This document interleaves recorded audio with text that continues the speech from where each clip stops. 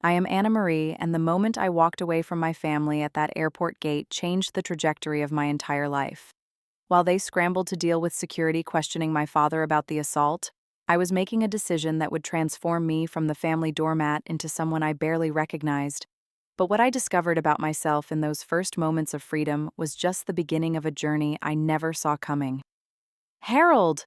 my mother exclaimed, though her tone held more concern about the public scene than about me being struck. I stood frozen, my hand to my cheek, shock radiating through my body. In 26 years, my father had never hit me. I had been neglected, overlooked, and treated as less important than my sister, but never physically harmed. Stephanie chose that moment to return from her screening, taking in the scene with a smirk. "What did Anna Marie do now?" she asked as if I was always the problem.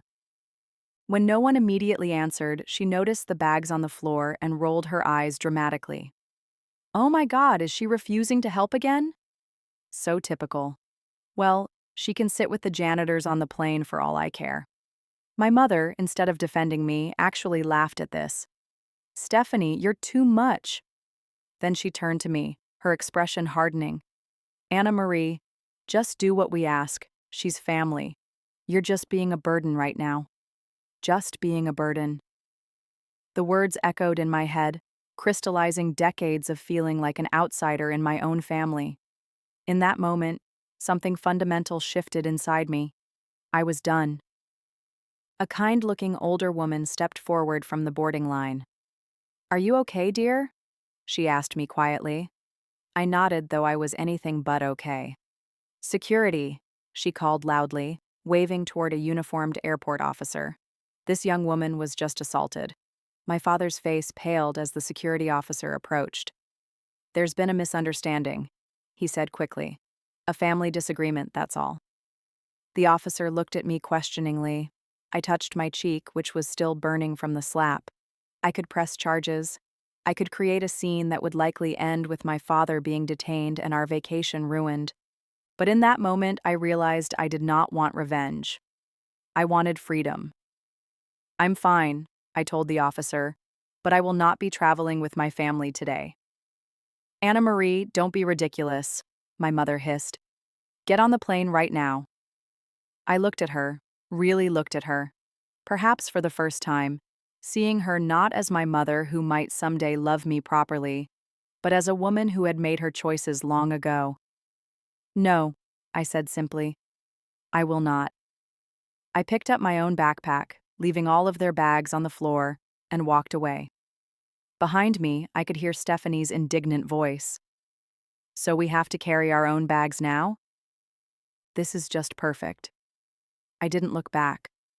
Walking away from my family at the gate, my cheek still stinging from my father's slap, I found myself in a strange state of calm clarity. The shock had given way to something else, a feeling I couldn't immediately identify. It took me several minutes of walking aimlessly through the terminal to recognize it relief.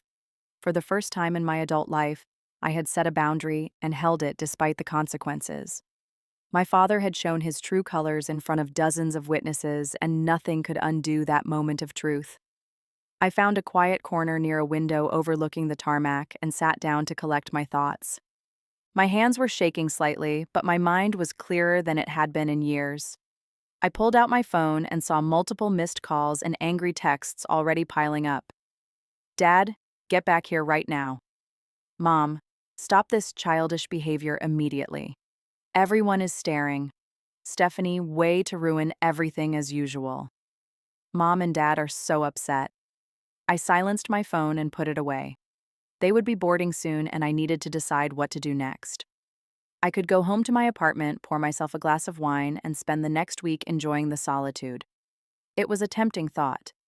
But as I watched a plane take off heading west into the blue sky, another idea formed. Why should I miss out on a Hawaiian vacation just because my family was toxic? I had worked hard, saved my money, and arranged time off work. I deserved this trip. I opened the airline's app on my phone and checked my frequent flyer account. I had been traveling for work regularly and had accumulated a substantial number of miles. Enough, I discovered, with growing excitement, to upgrade my economy ticket to first class on the same flight. With a few taps, I confirmed the upgrade. A sense of rebellious glee bubbled up inside me as I imagined my family searching the economy cabin for me in vain. Then I remembered that they might cause a scene or try to reach first class to confront me during the flight. To avoid that possibility, I headed to the customer service desk and explained that I had a family situation and needed to ensure certain passengers would not be informed of my new seat assignment. The agent, noticing my still reddened cheek, was remarkably understanding. She flagged my reservation with a note that my seating information should not be disclosed to other passengers, even family members. "Would you like to board early, too?" she offered kindly. "I can arrange that." I accepted gratefully, then realized I had over an hour before boarding would begin. On impulse, I decided to use my new first-class status to access the airline's lounge. I had never been inside one before, and was pleasantly surprised by the calm atmosphere, comfortable seating, and complimentary refreshments. Finding a quiet corner, I ordered a sparkling water and a light sandwich. As I ate, I began to process what had just happened and what it meant. My father had hit me in public. My mother and sister had laughed at me and called me a burden. These were not the actions of people who valued me. My phone continued to vibrate with incoming messages. I finally checked them again. "Mom, the gate agent will not tell us your seat assignment." "What did you tell them?" "Dad, this is completely unacceptable behavior. You are embarrassing this family, Stephanie. They are making me carry my own bags. This is your fault." The last message made me laugh out loud, drawing curious glances from nearby lounge guests. Imagine that Stephanie having to carry her own bags like an actual adult. Then came a different kind of message. "Dad's security is questioning me because some busybody reported the incident. This could get serious. Anna Marie, I need you to come back and tell them it was nothing." So now he needed my help. Interesting how that worked. I considered my options carefully, then typed a response. "Me, I will not press charges if you leave me alone for the remainder of this trip. Do not attempt to contact me in Hawaii. I will reach out when I am ready." There was a long pause before his reply came through. "Dad." Fine. Just that one word. But it was enough. I had won my first boundary battle. I put the phone on Do Not Disturb mode and closed my eyes, allowing myself a moment of peace. An announcement for my flight brought me back to the present. I gathered my things and headed to the gate where first-class passengers were already boarding. The same gate agent who had witnessed the earlier incident did a double-take when she saw me in the first-class line, then gave me a subtle thumbs-up as she scanned my boarding pass. "Enjoy your flight, Miss Johnson," she said warmly. I thanked her and walked down the jetway feeling as though I was walking into a new chapter of my life. Settling into my spacious first-class seat felt like entering a different world. The flight attendant greeted me by name and offered a pre-departure beverage. I chose champagne, something I rarely indulged in, but that seemed appropriate for this moment of personal rebellion. As I sipped the bubbly drink, I watched economy passengers boarding. Eventually, I spotted my family making their way down the aisle. My father looked tense, my mother worried, and Stephanie irritated as they struggled with their carry-on bags. They scanned the faces of passengers as they moved through the cabin, clearly looking for me. I sank lower in my seat, though. The first-class curtain largely shielded me from their view. A flight attendant approached them when they lingered too long near the front of the plane. "Can I help you find your seats?" she asked. "We are looking for another passenger," my father explained. "My daughter, she should be on this flight." "I am sorry, sir, but I cannot disclose information about other passengers," the attendant replied professionally. "Please proceed to your assigned seats. We need to complete boarding." Reluctantly, they moved on. I released the breath I had not realized I was holding and took another sip of champagne. The woman seated next to me, elegantly dressed with silver-streaked dark hair, gave me a curious look. "Family trouble?" she asked in a low voice. I hesitated, then nodded. There was something about her direct yet kind manner that invited confidence. "I am Jennifer," she said, offering her hand. "Marketing executive and frequent flyer extraordinaire." "Anna Marie." I replied, shaking her hand. Software engineer and family refugee, I guess. She laughed at that, a warm, genuine sound.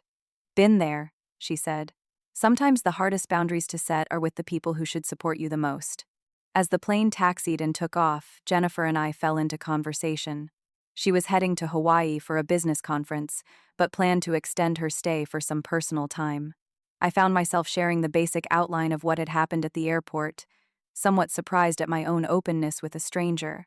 So now I am flying first class to Hawaii, where I will apparently be vacationing alone, I concluded as the flight attendant served our meals.